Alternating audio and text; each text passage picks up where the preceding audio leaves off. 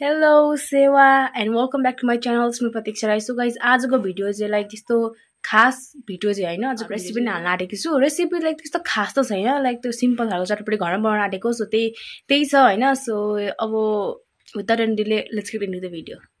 So मैले चाहिँ यहाँ काँक्रा, प्याज र टमाटर काटिसकेको छु। हजुर पनि यसरी नै काट्नु होला।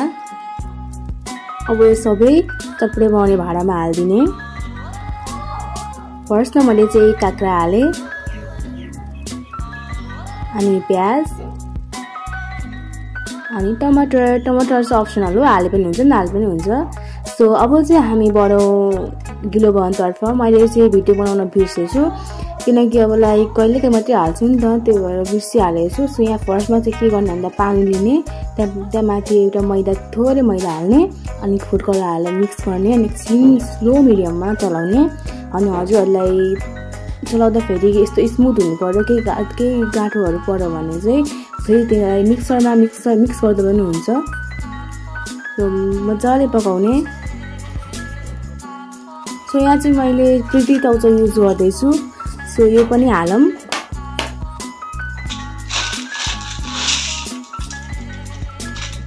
अब पाले आयो भुजा हाल्ने।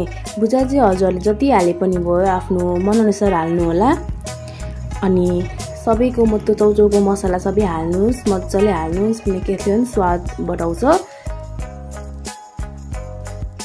यो चाहिँ चटपटे मसला हो जो चाहिँ मेरो दिदीले बनाउनु भएको छ, र अब हामी यसलाई थोरै मात्रामा मात्रै हाल्छौँ। सो मैले चाहिँ अघि आलु हाल्न बिर्सेछु, यसको लागि माफ पाऊँ। हजुरहरूले आलु पनि हाल्न सक्नुहुन्छ, नहाल्दा पनि केही हुँदैन। सो अब चाहिँ मसलाहरूतर्फ बढौँ। म चाहिँ अलिक धेरै केही हाल्दिनँ, बस नुन हाल्छु किनकि एकदम सिम्पल खालको चटपटे बन्न गइरहेको छ हाम्रो चटपटे। सो नुन मात्रै स्वादअनुसार हाल्नु होला। अनि तेल,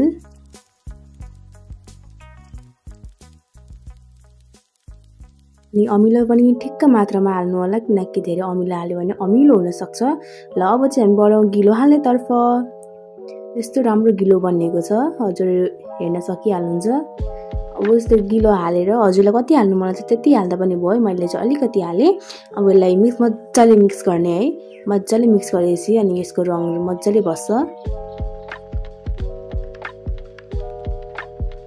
सो मैले चाहिँ हातले नै मोलेँ किनकि हामी नै खाने हो, अनि हात पनि एकदम सफा छ, त्यही भएर सजिलो हुन्छ भनेर मैले चाहिँ हातले नै मोलिदिएँ। हजुर पनि आफू घरमा खाना आँट्नु भएको छ भने हातले नै मोल्दा पनि केही हुँदैन। हजुरहरूले चाहिँ मजाले मिक्स गर्नुपर्छ, मजाले मिक्स गर्ने। एकछिनसम्म मिक्स गरिराख्नुहोस्।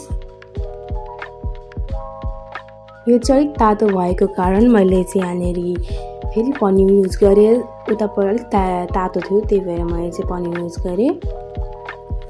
यहाँनिर हजुर चटपटे रेडी भयो। इन्जोय।